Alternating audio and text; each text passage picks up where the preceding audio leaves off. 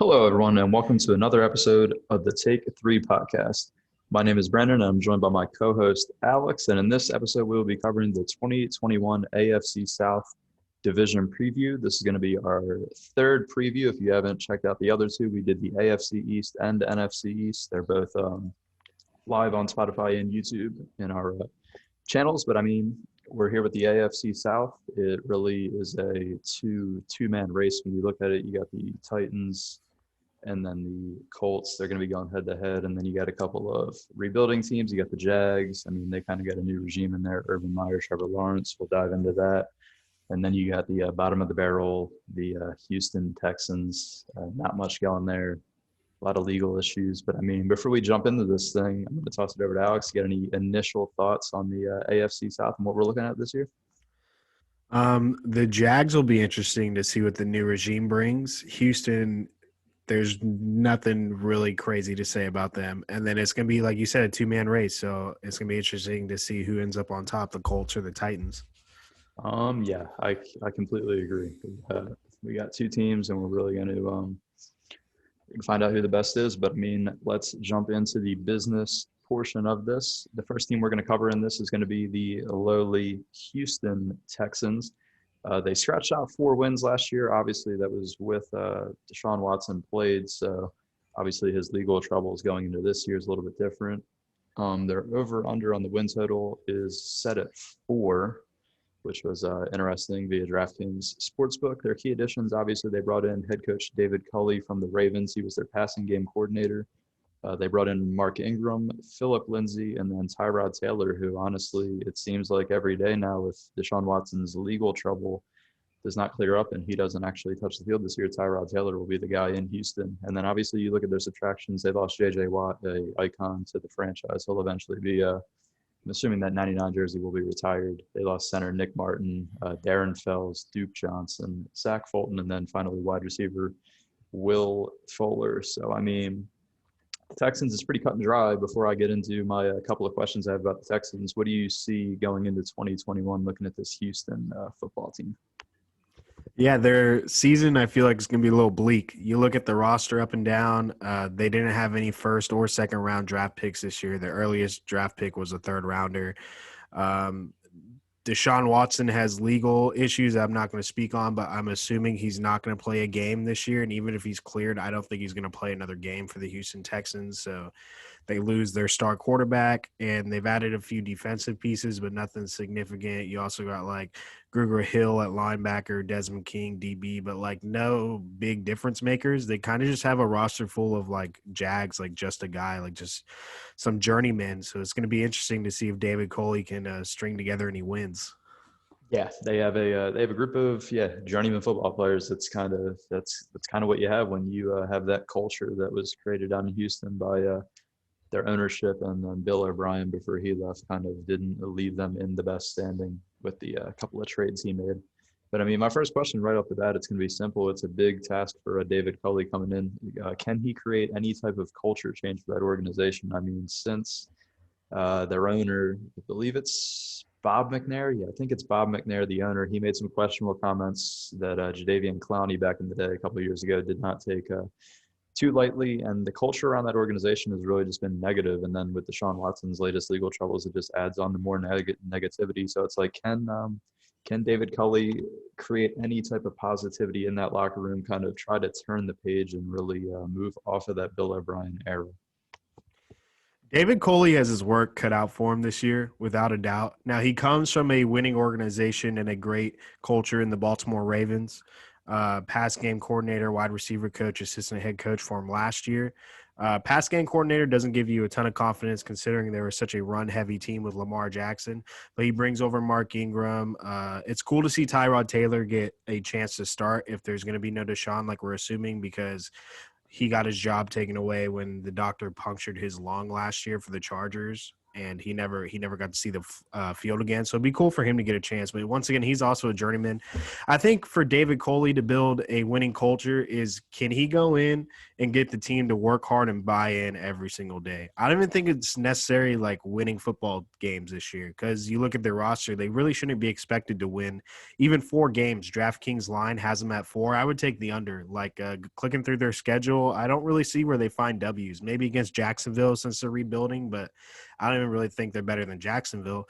So I think a W for David Coley this year is if he can get those guys to just buy into what he's selling and show up every day ready to work and work hard and just get better, because they're not – I don't think they're going to be good, but if he can get them to buy in and just get better every day, then I think you can maybe build a foundation for future seasons if they can improve the roster. Yeah, I mean, I'm pretty much spot on with you. It's not gonna be, it's not gonna be a one year thing for David Culley if he's gonna last in Houston. He doesn't have the roster to do it this year. They just don't have anything. They've lost so much, and then no Deshaun Watson. It's like you're relying on Tyrod Taylor, who in his own is kind of a journeyman quarterback, to do things that we've never really seen him do. So, I mean, yeah, he has his work cut out. As you said, that he's got to get everybody to buy in and kind of create that culture in the locker room in practice. I mean, and kind of turn the little things into wins. Yeah, as you said, the 4 wins, the over-under win total is set at 4. I would agree with you. I would go under. I don't see, I mean, if he can scratch out 2 wins this year, it's like kind of a huge win. If he can somehow squeeze in 2 or 3 or just kind of push that 4, it's not likely, but it's like there's the little things. Can you turn bright spots in the games, turn it into the film study, and get the young guys that are going to be with the team through his regime and his tenure to step up, and then also use guys like Mark Ingram and obviously Tyrod Taylor. These guys have been around the league. Can they be locker room leaders and kind of push the young guys forward? They have Justin Reed there as well, who's been through the Bill O'Brien era, so they kind of have to rely on veteran guys to establish that culture along with David Culley. And yeah, he definitely, I would say he has his work cut out. And then really my final question, and you kind of already answered it already, is will Deshaun Watson play at all in 2021, even if it's not for the Texans? Obviously, you said you don't think he'll suit up again with the Texans, but will we see Deshaun on a football field at all in 2021? That's such a tough question to answer, right? Because it's not like an injury problem or a football problem. I'm sure everyone is familiar with Deshaun Watson's incidents. I don't really want to like dive into all the details. You can Google it. There's a lot of stories and accounts of what he did. So he's in a tough position. If he does get cleared to play, I'm assuming he'll be facing a suspension of, 4 to 8 games, somewhere in there, right? And I just doubt it'll be for Houston. If he does play, it'll be the tail end of the season. But honestly, I think he's going to end up foregoing he's going to lose an entire season of football while he's still young, which is unfortunate for him. But he made some poor decisions, and we'll have to see how it plays out. Yeah, I mean, as you said, it's kind of it's a touchy subject, I would say, with his ongoing legal matters and everything surrounding it. It's a lot of alleged stuff, and then there's a lot of weird stuff that gets fired back and forth. The lawyer that comes out publicly for the other, but it's a mess to describe it. It's a Houston Texans to describe it. It really fits the organization. And yeah, I'm with you. I don't think he'll play. I don't think we'll see him at all. I mean, it won't really hurt him, I don't think, because he's still in his prime. And it's like you lose this year, but although, I mean, he's probably working out and he's probably throwing the football around on his free time, doing his offseason stuff as if he's going to play. But even though he's already requested a trade, so it's like it sucks that we won't see him because he's such an electric player. But it's like it just kind of how it is. As you said, he made some poor choices, or allegedly, since we don't know if everything is true. We can't go out and assume. I mean, the details are pretty bad from what it sounds, but I mean, I don't jump to conclusions. We'll let it get finished up in the court system and see how that goes. But I'm with you. I don't think we'll see him at all, even if it's with another team. Even if they find a trade, I don't think he will play. And I think they'll be comfortable just sitting on him and trying to wait till next year when he's cleared or not cleared, for when the value kind of shoots back up, and then they'll look to move off of him then.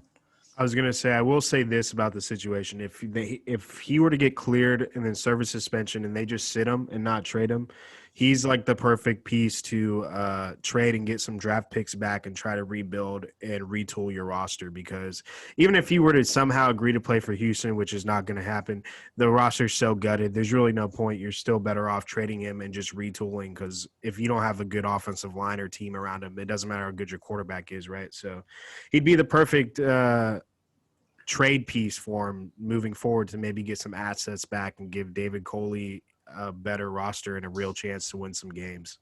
Yeah, that's facts. Yeah, they need assets, they need picks, they need something to build back what Bill O'Brien kind of tore down with his couple of bad trades that really derailed that team. But I mean, that's really all I have on the front of the Houston Texans. There's not really much. I mean, it's a bleak team. It's kind of, the outlook is pretty simple. It's not, there's no gray matter to clear up. So I mean, we'll jump right into it. What do you have the Texans finishing at in the 2021 season? I gave them one win at home against the New York Jets, and I will say maybe they get two and split the season series with the Jags, but I have them just winning one home game against the Jets.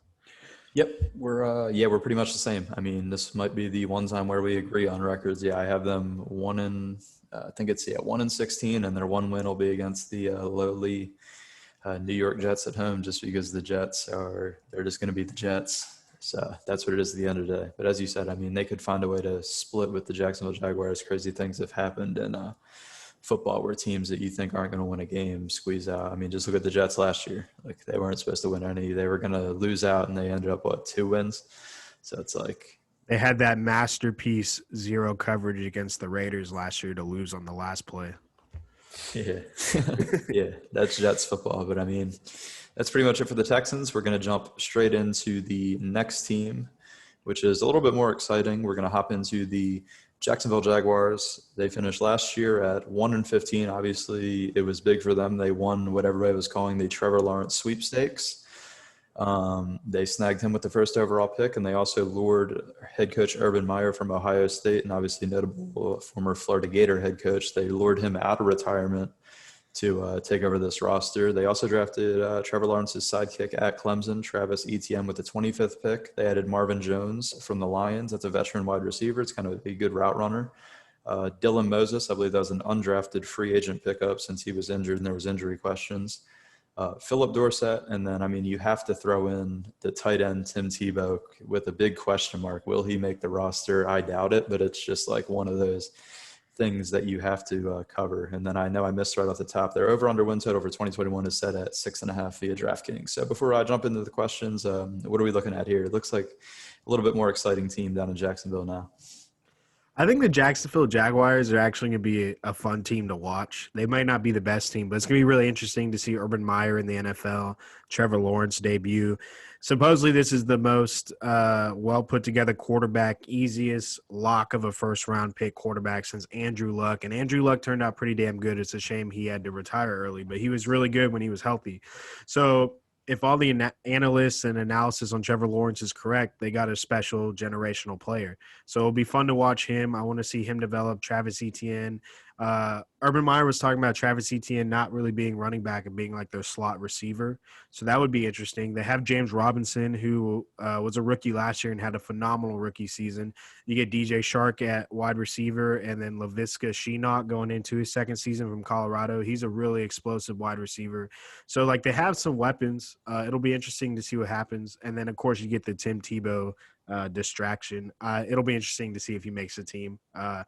They should, as a Jacksonville Jaguar owner, I would want Tebow on the team because he'll just sell tickets and jerseys. He'll just make you money. Yeah, I mean, exactly. Tim Tebow, yeah, if he sticks around, you're going to sell jerseys and maybe fill a few seats if he can even get on the field. I would assume Urban Meyer would come up with some formations to get him on the field just to bring a little bit of excitement. But yeah, I'm with you. I mean, the Jacksonville Jaguars, they might not be a great team. They might not even be a good team, but they're going to be kind of that one team where you're going to tune in each Sunday to see what Trevor Lawrence has, what Urban Meyer has. Can they all put it together? And it is interesting, yeah, with Urban Meyer's thoughts on keeping James Robinson in that backfield and using Travis Etienne in the slot, because he wants to have both of those weapons on the field at the same time. So it'll be interesting to see how that backfield shakes out. But I mean, the big question right off the bat with the Jags is can Urban Meyer replicate any of his college success and bring it to the NFL? Obviously, we know how accomplished he is as a college head coach. He has the 2 titles at Florida. He rose even before Florida. He brought Utah and Alex Smith up. Alex Smith was drafted first overall with the 49ers. So he rose up. He was the Utah Utes head coach and then went to Florida, 2 titles there, had Tim Tebow there, had quite a crew of guys there at Florida, by the way. And obviously then he took a year off. I believe it was a year off, some heart issues or something. And then he went back to Ohio State and he won I believe it was the first college football playoff, the inaugural college football playoff with Cardale Jones. Cardale and Ezekiel Elliott kind of went crazy. So he's had massive amount of success in college, but obviously the NFL is a different game. You got paid millionaires compared to kids that kind of rely on coaches to give them scholarships and give them certain things. Obviously it's kind of changing with the new NIL rules, but let's get back to the big question and stay on task. Can Urban Meyer bring any of that college success to the NFL? So to be really specific with the question, can he replicate the college success? I'm going to say no because his success was so high, right? That doesn't mean I'm thinking he won't be successful. I just think he might not be to the same level because you're talking about, a 3-time national championship coach. He had an incredible college run as coach at multiple universities. I don't think he'll be able to replicate that per se. I think he has a good chance of turning the Jags into a playoff team 2 to 3 years down the road, especially if Trevor Lawrence is that guy. And I'm not sold on him, but I would lean that he is if I had to pick. He's just shown that he has a great arm on multiple occasions. It's just so hard to win in the NFL, right? And I'm also interested to see how Urban Meyer handles the actual coaching because there's a big difference between talking to college kids that you recruit and you control their whole schedule where they have to wake up early and then train and then go to class and you got to make sure they're on and going to class and getting grades, this, and that. You can really have control over them compared to grown men millionaires that have a ton of money in the bank. They got families, they got wives, they got kids, they got their own things going on. A lot of them are taking care of many family members. So you can't approach coaching the same at all, right? It's a big difference between coaching on the pros and coaching college. We saw Nick Saban go to the pros. He didn't have the same level of success, and there's other examples as well. Now, there's a few guys you can take. I believe it was Jimmy Johnson. He coached Miami, had success, went to Dallas, had success. So the recipe is there. It's been done before. I think he will be successful. I don't think he's going to be successful to the point where he's a championship coach. I think he can bring the franchise to the playoffs. I don't know if he can get him to the next level past that. I feel like he might be a bridge coach. One of those guys, if I were to go to a basketball reference, Mark Jackson with the Warriors, got him to the playoffs, got him back on track, and then they replace him with Steve Kerr and they go to a championship team. I feel like Urban Meyer could be a bridge coach for that. Yeah, I mean, I can agree, but I'm going to go with I don't think he really pans out. I feel like the college game's kind of cut out for guys like Nick Saban who washed out in the NFL quick, just guys who can they know how to bring these kids in, right? They know how to bring these kids in. They know how to really sell the university. You're not really selling. I mean, you are in a sense, but it's it's a lot of different players in the NFL, millionaires. They're focused on different things where you can't just pitch your school or this or that, and it's going to really reel these guys in. The NFL, the players really control whatever they want to do. At the end of the day, I just don't think it's a big speed difference too at the NFL. I don't know if his ability to make adjustments at the NFL level will be equivalent to what he could do in college. It's a lot easier to adjust in college when your talent level is so much better than the teams that you're facing. He literally had a top 5 teams when he was in college. So he kind of had everything rolling for him. But I think if you're looking at the Jacksonville Jags, then it's another kind of ticket grab thing, right? It brings hype around this team. It's going to fill the seats. It's going to make you money. And it's going to have you every week wanting to watch, what Urban Meyer has. And even you mentioned Trevor Lawrence. Yeah, his regime might be tied to Trevor Lawrence. If Trevor Lawrence is the guy, then maybe he does stick around and maybe he does impress people. But if Trevor Lawrence is kind of not that good or kind of stumbles off the rip, it kind of puts him in danger. And he's kind of a guy who's said, or not really said, but he's been willing to just step away. He did it at Florida. He's done it at Ohio State where he doesn't, he'll cash his check and roll if he wants to. He's shown it time and time again. But I would lean that I'm going to say that he doesn't make the playoffs at all with the Jags. I think we'll get 3 seasons and it'll kind of be wishy-washy. He'll show moments where it's like, wow, this guy could be it, but I just don't think he'll be able to connect with the NFL players the same way he did at the college level. Kind of similar to Nick Saban. But I think he'll pick up more wins. He kind of has he has Trevor Lawrence. Nick Saban didn't exactly have like Trevor Lawrence and those type of guys with him as he went to the NFL. Urban Meyer kind of set himself up for the perfect NFL arrival. The Trevor Lawrence thing is the biggest part, right? Because if we go as an example for the previous franchise we talked about with Bill O'Brien and Deshaun Watson, Bill O'Brien kept his job longer than he should have because of how good Deshaun Watson was. If you rewind to 2 years ago, before the 4-win season, when they were in the wild card against Buffalo, once again, Bill O'Brien got the team to a deficit, terrible play calling, and what happens? Deshaun Watson just kind of works his magic, right? He's almost sacked in the pocket. He rolls out to the right, gets a really big play. They end up coming back and barely beating the Buffalo Bills. That's probably kept Bill O'Brien around a little bit longer than it should have. That probably secured his job for the following season where he got fired last year. So if Trevor Lawrence is really that guy, he might just carry Urban Meyer along longer than he should. Yeah, that's true, and I mean that's a perfect time to pivot me into probably my second and final question about the Jags. Is Trevor Lawrence going to be the real deal? It's a tough question to ask, but it's kind of one that you have to ask when it comes to that because he's been touted as this generational guy, the best quarterback we've seen since Andrew Luck, best quarterback we've seen since Peyton Manning. It's like there is so much pressure on Trevor Lawrence going into this first year in the NFL, and it's like, can he handle that level of pressure and the expectations that are going to be set on him from a week-to-week basis? I really think he can. He walked into a Clemson program that was expecting to compete for national championships, and he got it done. He won one, and then he got there a couple other times, and he was always in the playoff, always there, always playing well. I really don't think the pressure is going to bother him at all. I think he's going to handle it well. It's not like he's Zach Wilson with the New York media, right? He's in Jacksonville, Florida, the Jaguars. There's a reason why we keep saying Tim Tebow will sell tickets and it will get fans in the stands because Jacksonville is one of those teams where they have a good fan base and they will support, but it's not like it's a massive fan base nationally, right? It's not one of those fan bases like New York or Dallas and you're going to see them everywhere.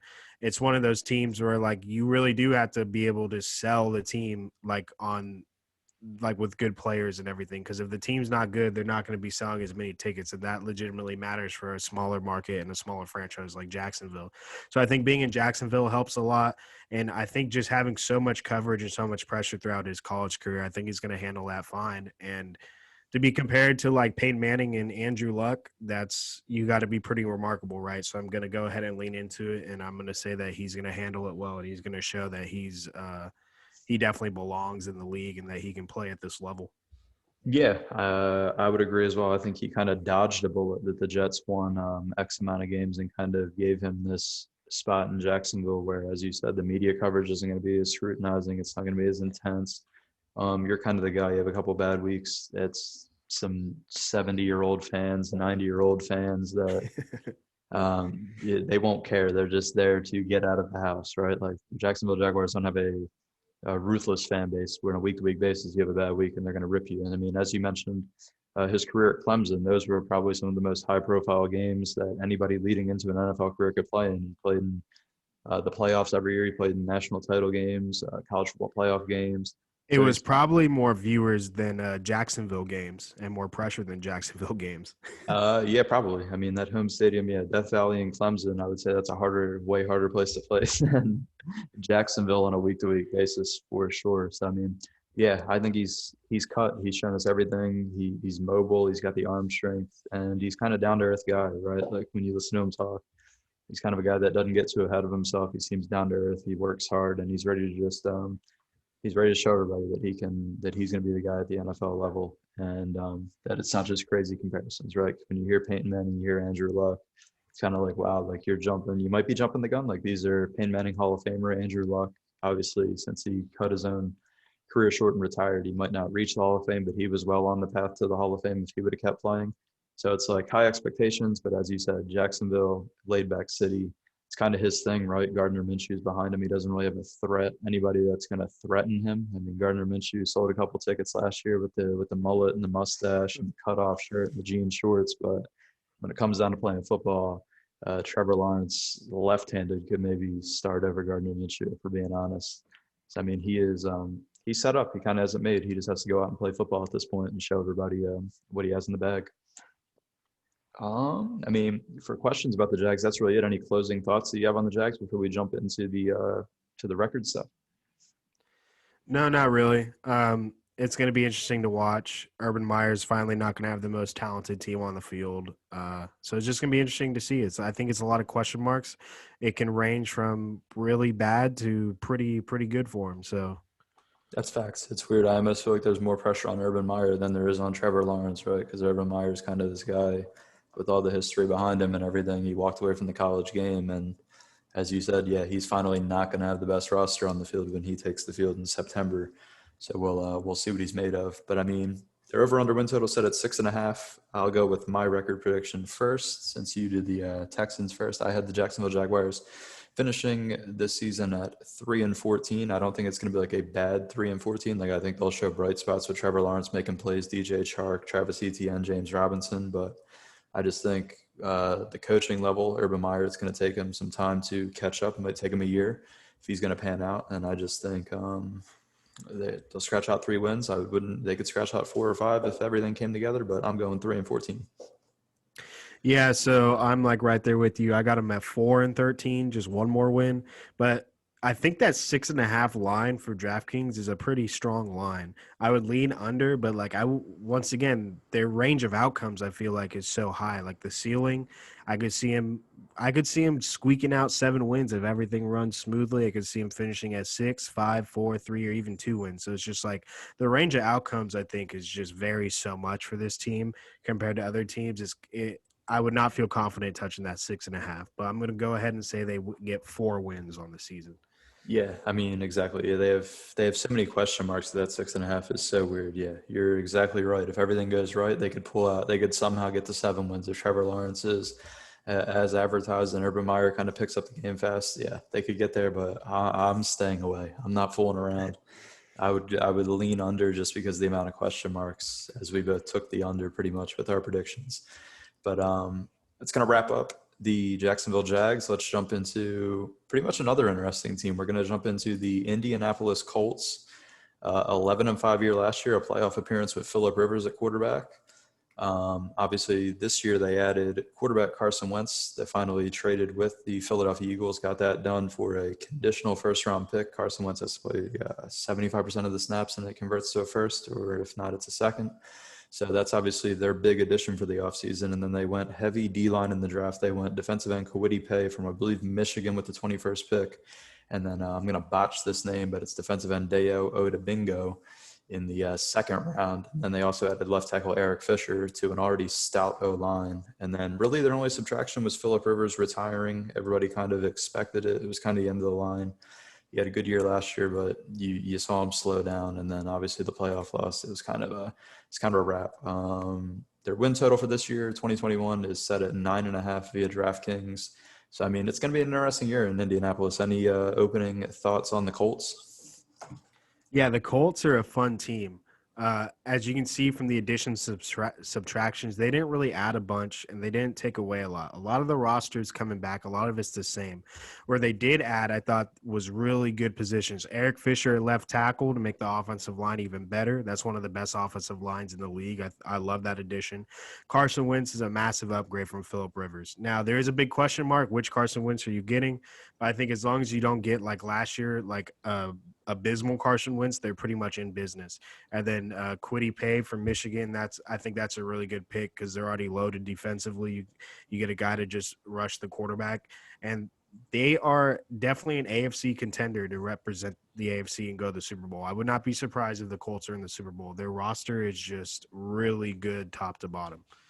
Yeah, they have a good roster, and I mean, this is going to jump us straight into the first question when it comes to the Colts, and it's really, can Frank Reich turn around Carson Wentz to kind of revitalize that 2017 MVP level form? And that's kind of I mean, that would be if they got that out of them, then yeah, I would say they're a shoo-in. They could easily be in the Super Bowl. Like if you get that former Carson Wentz with that O line, their running backs, and then you got T.Y. Hilton, you got forget who else they have out there on wide receiver at the wide receiver position, but they also have Darius Leonard on defense. Like they are pretty stacked top to bottom. But that's really the big question mark. It's can Carson Wentz build himself back up? Obviously, last year was probably the lowest of lows in his career, so we don't know where he is mentally. I would assume he's probably in a better mental spot now being out of Philadelphia. It was kind of the relationship was ready just to split. It was kind of got toxic, and he kind of found so this kind of gives him that spot to be a new man and really revitalize his career. So can Frank Reich get Carson Wentz maybe not even to that 2017 form, maybe the last 4 games of the 2018 form where he took the Eagles to the playoffs when we played the Seahawks? Yeah, that's what I was thinking, right? So if Frank Reich works magic and you get 2017 Carson Wentz, then I think it's a no-brainer. They might be hosting the Lombardi at the end of the year because 2017, you're talking about an MVP caliber play, right? But let's just say they get an improved Carson Wentz from last year and you get 2018 Carson Wentz. Where he was really good down the stretch and his team wasn't very good. You put that Carson Wentz around a really good roster like this one. You got Michael Pittman from USC going into his second year. You got Jonathan Taylor running the ball. Marlon Mack should be returning from injury this year. You get T.Y. Hilton still, Jack Doyle at tight end. I believe Mo Alley Cox is still there at tight end. They added J.J. Nelson, who, he's not going to get it. If he does make the team, he might not get a lot of snaps, but he can stretch the field when he is actually out there when they go deep on wide receiver sets. Then their defense is legit. And once again, Eric Fisher at left tackle, adding to that line with Quentin Nelson. If he's able to turn around Carson Wentz, the sky is the limit from the Indianapolis Colts. We saw Phillip Rivers last year, who was just, not himself anymore, right? He just kind of hit that wall. He was older, not a lot of mobility at all, couldn't really move well. He was stuck in the pocket, and they still went 11-5 and were extremely close to upsetting the Buffalo Bills in the playoffs, who were an extremely good team last year. The Bills are poised to have another good season. So if Frank Reich can get even the 2018 form, then yeah, I think they're really good. But if he were to manage to get 2017 Carson Wentz, which seems like the outlier for him now that we've had enough seasons of Carson Wentz, as an Eagles fan, I was hoping 2017 would be the standard. It seems like it's the outlier. But if he can get him even close to that level of play, the Colts are going to be a phenomenal football team. Yeah. I don't know. We thought this would be the arguments NFL show, but I'm kind of right back on the train. I'm going to agree with you. Yeah, I mean, obviously 2017 looks like an outlier. But you don't even really need that team with that O-line. That O-line and those guys around him, they're kind of set up where, yeah, if he can just be the 2018, the last 4 games, that team can really, really be dangerous, and they can be a wild card team to make the Super Bowl. But it's left to be seen. Can he get the confidence back? Can he throw the ball remotely like he did in 2018 or 2017? Because last year, I mean, him throwing the ball was just abysmal. His deep balls looked off. I mean, he was kind of, even the short passes, he wasn't really hitting. But it seems like him and Frank Reich they have that connection. It's weird. Everybody felt even before the trade happened that those two were perfect to get back together. And if there was one guy to really revitalize Carson Wentz's career, it was going to be Frank Reich. So, I mean, I'm with you. You can go ahead. Go ahead. I'm sorry. I was just say another thing with the Frank Reich and Carson Wentz. I think Carson Wentz just fits Indianapolis better, like from the human being he is, right? Compared to Philadelphia. He's like a country boy.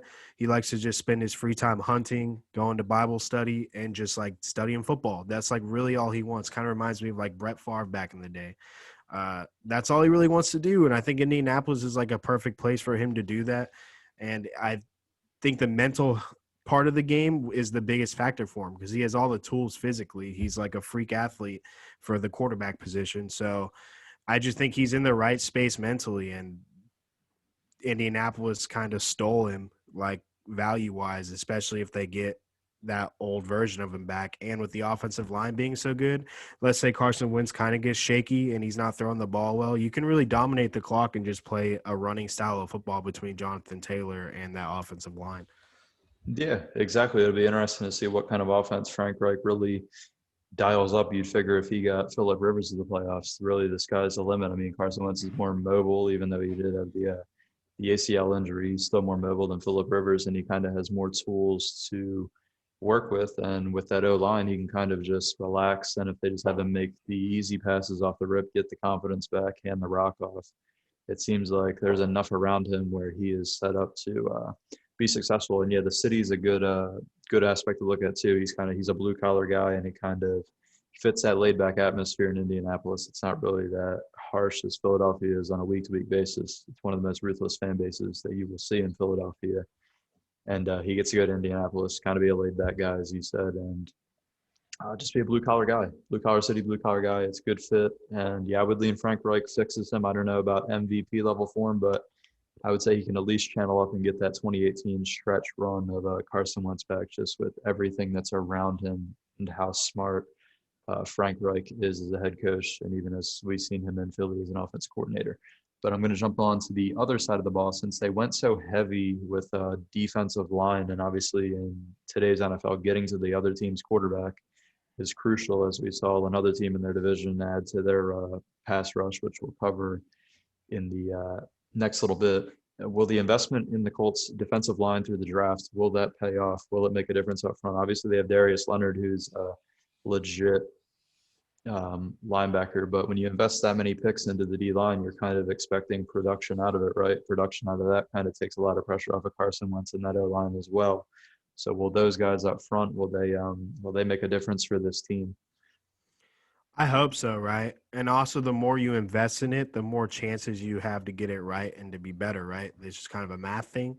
You get 2 defensive ends instead of 1. You get one more chance to get bigger plays or find a stud to rush the quarterback. But Frank Wright was in Philadelphia when they won the Super Bowl, and that's kind of their same strategy, the same way the team was built. Like in Philly, you had Brandon Graham, Fletcher Cox, Chris Long. You had a whole mess of guys, right? Derek Barnett was a rookie that year. And they're hoping they can get similar production here than investing in Kwity Paye. Now, correct me if I'm wrong. Kwity Paye, he sat out last year for COVID, did he not? To be honest, I don't follow much Michigan football. I remember one of the edge rushers, Pat, that were a late first round. Maybe it was someone else. I don't follow college that closely, so I'm not entirely sure.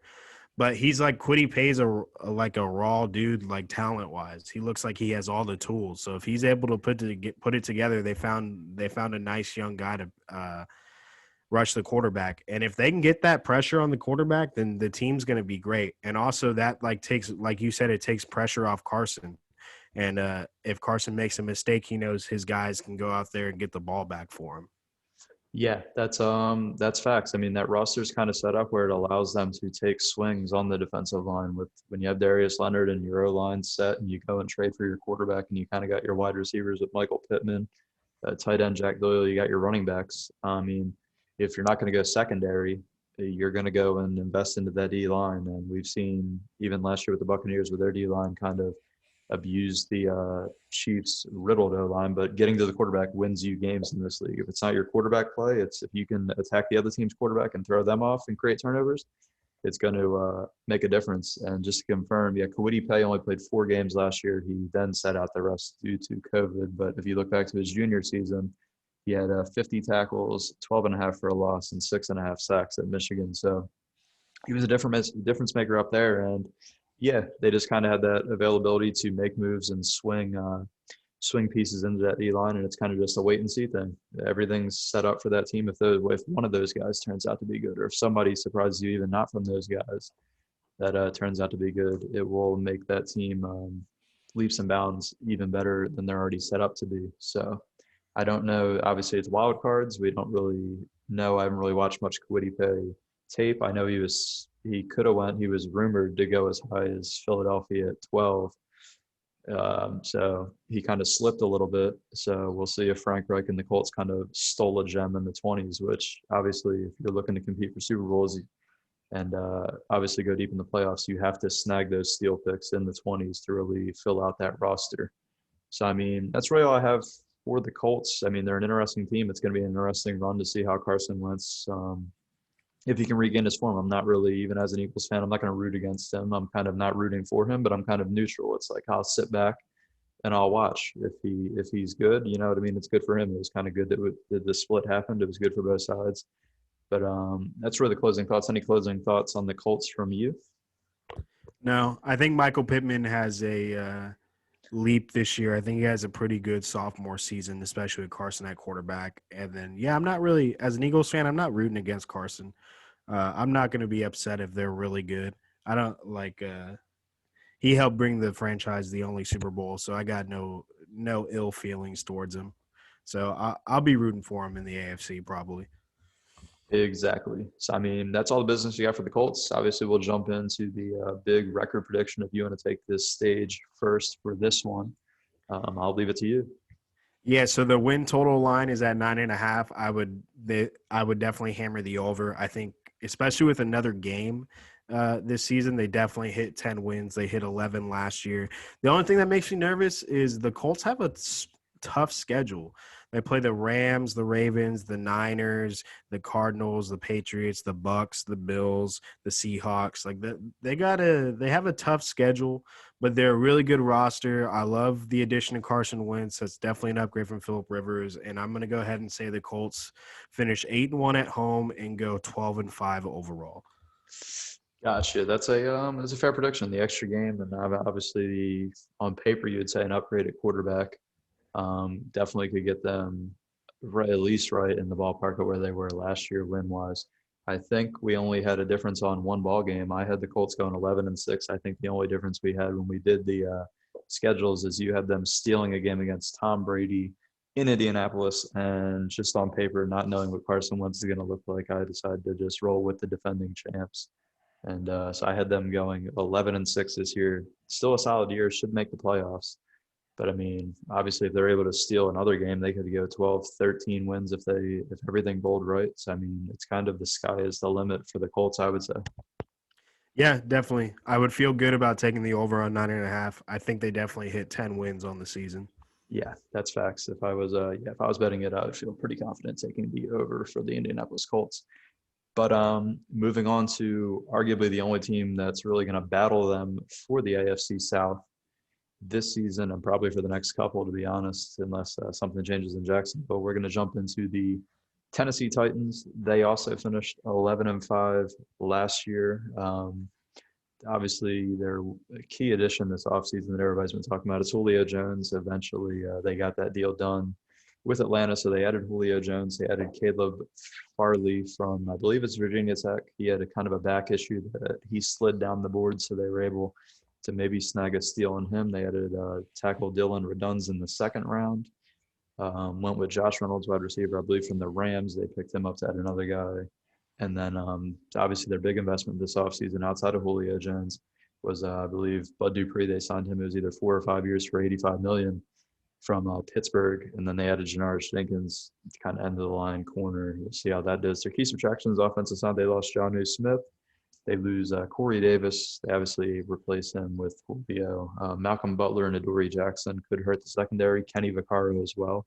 So they've lost some secondary pieces, and then they lose Rashawn Evans on the inside. And they eventually cut ties. I think they traded Isaiah Wilson to Miami, and then Miami eventually cut Isaiah Wilson. It kind of just never worked out. He was drafted and then said, "I don't want to play football anymore," and he just kind of did some odd stuff. So I mean, before I jump into questions, I mean, the Titans, they kind of got everything rolling for them. They got Derrick Henry still. They added Julio Jones to go alongside A.J. Brown. So, I mean, what do you have for them going into this season before I jump into some questions? I really like this Tennessee Titans team, and I'm conflicted between them or the Colts winning the division. Obviously, it's a two-team race, right? But I think they both have tough schedules, and I think they're both really good rosters. Indianapolis has a slightly better defensive roster, and I think Tennessee has a better offensive roster. I don't know who's really going to win the division. I think it's going to be incredibly close. It's going to be fun to watch. I'm a Tannehill guy. I was rooting for Tannehill since he took over in 2019. Since he took over halfway through in 2019, he's 18-8 as a starter in the regular season, and he's been really good with an AFC Championship appearance, losing only to the Super Bowl winning Chiefs that year, so there's no shame in that, right? And they played well in that game. You add Julio Jones to replace Corey Davis, which is an upgrade. You lose Jonnu Smith, but I really believe Anthony Firkser, who's a tight end on the roster, he had a really big game against the Texans last year. I think he's ready to take the step and be the number one tight end, so I don't really think they miss a beat. I think the big question mark for them is they basically replaced all their cornerbacks, right? You lose Dory Jackson, you lose Malcolm Butler, Kenny Vaccaro. You drafted Caleb Farley in the first round. You got Janoris Jenkins, so you hope they pan out. You traded Isaiah Wilson. You got Raduns in the second round, so you hope he can maybe be a good offensive tackle starter level. Josh Reynolds, a good wide receiver. And then you add Bud Dupree, which I think is great. And I think linebackers and defensive players really enjoy playing for Mike Vrabel as a head coach. So he really gets those guys going. And I don't really know how you stop this Tennessee offense. It's not going to be like – I think it is going to be lethal, but it's not going to be lethal in the traditional like Patrick Mahomes, you're chucking it, you're getting 20-yard chunk plays. I think they will get chunk plays, but it's going to be in like a different form because stopping Derrick Henry in the run is an extremely difficult task, and it was already hard enough when you could get chunk plays off play action to Jonnu Smith and A.J. Brown and Corey Davis. But now you got Julio Jones out there. So what do? You go one-on-one with Julio and A.J. and stack the box for Derrick Henry, then I'm going to give it to one of those guys because those guys are going to win those matchups majority of the time, right? Or you double one of them and then the box is more open, so then you give it to King Henry and you just let him run it right up the middle, and he led the league in rushing for a reason. The dude's an animal. So I really don't know how you stop this Tennessee defense. It's going to be really interesting to see because when they get going and rolling, I think they're going to be like really, really hard to stop. Yeah, they have a very legit offense now. You subtract Corey Davis and Jonnu Smith, but then you're able to add Julio Jones, and you still have Derrick Henry back there, who's an absolute animal. He kind of took off the past couple of years and really has hit his peak. But I mean, I'm going to jump straight into my first question about the Titans, which is an interesting one. Will the addition of Julio Jones hurt A.J. Brown? When you see, it's kind of a weird spot, right? A.J. Brown kind of was taking off, but then you add in a Julio Jones guy who's going to command targets, right? He's kind of another voice in the locker room. He's another voice in Ryan Tannehill's ear that will add another dynamic. On paper, it's like, this is great. Like, they're set up. I mean, if this is Madden, you're excited. But, I mean, we're going to get into real life, right? Like, guys are going to want targets. A.J. Brown's still going to want his targets, even with Julio Jones there. So, I mean, will Julio Jones hurt A.J. Brown's production at all, or even vice versa? Will it make it tougher for Ryan Tannehill with now two star wide receivers in his ear, along with a star running back? So Derrick Henry will get his touches, right? And then to be more specific to your question, does it hurt A.J. Brown? I really don't think it does because – Julio Jones is later in his career. First off, I'll be surprised if he plays all 17 games. He's kind of had a hard time staying healthy for an entire season. I really hope he does. But I think it's actually going to help A.J. Brown. Corey Davis was pretty good last year for him, and they both got theirs. I think it's going to be similar. When Julio Jones was on the field, Calvin Ridley was still getting his because it's just so hard to cover two guys that are elite, right? And A.J. Brown has that big body. He's a big body receiver. He's hard to cover. It kind of reminds me of Terrell Owens back in the day. Like A.J. Brown will just rip the ball from you and go. And he also has the ability to take a slant route to the house. So I think it's going to help him in the long run. And Julio, I think he's later in his career. He's going to have some big games, but I don't think he's going to be upset at all giving up a little bit of targets and yardage to A.J. Brown and letting him go off if A.J. Brown just has it that game. And A.J. Brown seems like the type of guy that's not going to go like diva and be extremely upset if he's not the dude with 150 yards if it's Julio from 1 week. I think it's going to fluctuate week to week. And I think it's going to actually mesh well. I don't know if you saw before the Julio Jones trade, A.J. Brown was on TikTok and social media making videos and recruiting. He really wanted Julio as a teammate. And, I mean, who really wouldn't, right? He's going to get more one-on-one looks, and I think it's going to help him. Fantasy-wise, I don't even think it's going to hurt his numbers that much because I think the offense is just going to be that proficient. I think what might hurt his numbers is if they blow people out or if Derrick Henry's just rolling and then, you pass the ball less because you're going to just be running out the clock in the second half. But honestly, the numbers might dip a little bit, but I really don't think they're going to be drastic at all. I think they're still going to both get theirs. Yeah, I mean, that's a fair point. How many times in the past couple of years has Julio Jones suited up every single week? He somehow finds a lingering injury at some point in the season or even comes into the season with lingering injuries. But yeah, I would have to agree. I mean, if anything, it will possibly, yeah, it'll probably help him, right? Because you can't really double, right? You're not going to, if you double AJ Brown, Julio Jones is still, even at this point in his career, still athletic enough and fast enough to murder one-on-one matchups with most corners. So unless you have two elite corners, you're not really set up to just double one guy and say, hey, we'll lock down the other guy. And then, yeah, even with Derrick Henry, right? Derrick Henry in the backfield, it they just, as you said, man, the offense is on paper, it's so explosive. They have so many ways to beat you. And if Ryan Tannehill can just put it all together again, which he has done the past couple of years, and it's kind of been remarkable to see his turnaround in his career.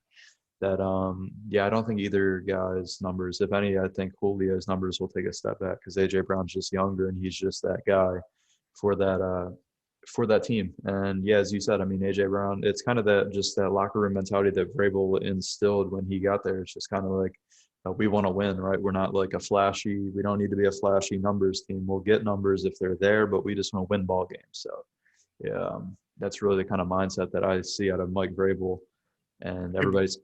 Go ahead. I was going to say Vrabel's built a really good culture there, right? It's all about winning. He's also the guy that 2 off seasons ago said he would cut off one of his balls for a Super Bowl win. So the dude's pretty serious about winning football games.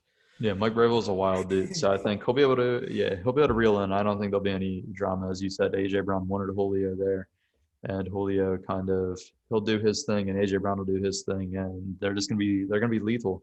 It's going to be a scary team to see if everything and everybody can stay healthy going into the season. Now, just going to jump straight into the last thing. It's kind of a 2-for-1. There was 2 questions, but it's like they're kind of really just 2-for-1s. I mean, when you look at their defense last year, the Titans, they only got 19 sacks in 16 games, which is troublesome, right? Like you got to find a way to get to the quarterback. That's just abysmal up front. And it's going to jump in right into the Bud Dupree. Will spending $85 million on Bud Dupree, will that turn out to boost their numbers? Will it get that front 4 or front 5 for the Titans? Can they get to the quarterback more? They kind of have to get to the quarterback more. You can't have 19 sacks and kind of hold down the fort. That's relying a lot on Derrick Henry. It's kind of putting a lot of pressure on the offense to churn out points every week. And although they can be explosive, I don't know if Mike Vrabel really wants his football team getting in shootouts with teams like the Chiefs, or getting in shootouts with the Bills, or in general, even getting in shootouts with anybody. Like, I don't even know if you want to get in a shootout with the Colts. Like, so can Mike Vrabel, can they get, not really Mike Vrabel, he's obviously not the defensive coordinator, but can they get more production out of that front 4? So that's the big question for the Tennessee Titans, right? If they had consistent production from the front 4 and they could rush the quarterback really well, they'd probably be looking at AFC favorites. Like, that is the biggest question. If you're a Titans guy, you got to hope Bud Dupree gets it going in the front 4 can get to the quarterback, right? Because you made a good point. You don't want to get in a shootout against Patrick Mahomes, the Baltimore Ravens, Josh Allen and the Bills, even the Cleveland Browns that can have a really good defense and run the ball really well now too. And then the other team in your division, the Colts, that you're going to see twice a year. You really don't want to do that. And it, like you said, it puts a lot of pressure on the offense. And Derrick Henry, I think he is the outlier. He's had so many touches in the last 2 seasons, but he's young and he's such a freak athlete. I do think he's the outlier where he's going to be fine. But at the same time, if he's your dude and you need him for a deep playoff run, you really don't want to be putting a ton of pressure on him throughout the season. Like, the less carries a game for him, the better if I'm the Titans, right? I really don't want to be going into the playoffs and Derrick Henry's got like 500 touches, 400 touches already, 25 to 30 a game. Yeah, that's great for fantasy. As a fantasy player, I would love it. But if I'm the Titans and I want to go far, I'm going to need the defense to really show up. I'm going to need Bud Dupree in the front 4 to get sacks and pressure the quarterback, because that's the weakest point, right? They replaced their secondary. They're hoping the new secondary pans out. But more importantly, it's about rushing the quarterback, especially against those studs in the AFC. They're young quarterbacks that can really move. And if they're not going to get pressure, it's really not going to matter. Even if they dominate offensively and have Derrick Henry running the ball and chewing clock, like they'll eventually have to get a stop to win one of the playoff games, because the other offenses are so lethal as well. So I don't know. I don't have a good answer. I think that's why I'm kind of hesitant on Tennessee. I love them fantasy-wise. I think they will be a playoff team, but that's why I'm kind of torn between them or the Colts to make or to win the division. I think they will both be playoff teams, but can they get enough pressure on the quarterback? And I really don't know if they can. Yeah, it's pretty factual. I mean, we don't know. Bud Dupree, I believe, is coming off an ACL, so it's like ACL. I don't obviously with modern medicine, you'd assume he could heal up, but it's like, yeah, we don't know. It's the biggest question mark, and it's kind of like they have to be better. As simple as that. You have to be able to get more than 19 sacks now, and it's gonna be a 17 game season, so you're gonna have an extra game. You'd assume that number at least jumps up. If you're just going off of last year's totals, so they would have finished with what 21 or 22 through 17 games, but it's like you have to be better than that. And when you spend 85 million on a guy to rush the passer, he kind of has to do it because you can't really put everything on the offense. We've seen teams that put everything on the offense. I mean, it can work out, but it's like down the stretch, as you said, you're going to eventually need to stop. And when you're facing nothing but elite quarterbacks and offensive schemes, when you got Lamar Jacksons and Patrick Mahomes, and now you got Carson Wentz's, if he can return to form, and you got Josh Allen, and then even Baker Mayfield doesn't really get mentioned. Like that AFC is stacked with the young quarterbacks and the weapons. So it's like they're going to eventually, it's going to be the make or break thing. Honestly, if we're sitting back and looking at it, it's really going to either make them or break them. They went out and got Caleb Farley. You would assume his back issue is good and he'll be fine in the secondary. But yeah, they got to get to the quarterback. That's as simple as I can say. There's no really way to sugarcoat it. It's going to be what either propels them to make a kind of deeper run and get past the point where they've been, or it'll hinder them, and they could lose a game or two that they shouldn't. I mean, I think they'll still should be a playoff team. They have enough on offense where they'll be able to get W's, but it's like you really look at the big picture. I mean, obviously these teams, when you construct their rosters, you kind of think about who are we going to have to play in the playoffs, what teams are we going to have to go through at the end of the line. And simply the Titans are going to have to find more production and hope that Bud Dupree can really pan out to be that missing link. Because I believe they had Jadeveon Clowney last year. Yeah.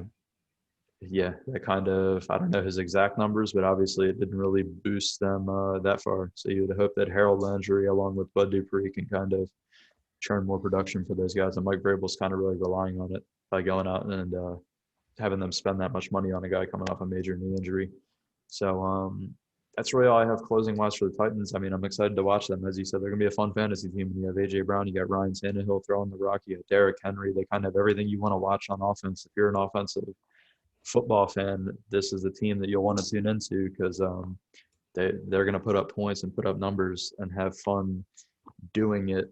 But I'm just going to go right into my win prediction for the Tennessee Titans. So I went the Colts 11-6, and I have the Titans edging them out. I think they'll get a little bit more production up front to nudge them forward, and I have the Titans 12-5. It could easily be flip-flopped. I could see them being 11-6 and the Colts being 12-5. You could see, I mean, if things go right or things go bad, records could obviously change, but I have I have the Titans finishing at 12-5 and winning the AFC South. Yeah, so I actually have them 12-5 as well, tied with the Colts for my records. I got them both at 12-5. I think they'll split the games between the two of them, and then they'll sweep the Jags and the Texans, so they both would be 5-1 in the division. Then it really comes down to who wins more AFC games. They both have extremely difficult schedules. They both have to play the NFC West. The Titans also have to play the Chiefs, while the Colts will play the Bucks. They both play the Bills. And then obviously playing the NFC West, you got to play the Niners, Rams, Seahawks, Cardinals, which is maybe the toughest division in football. The Titans will also get the Saints, the Patriots.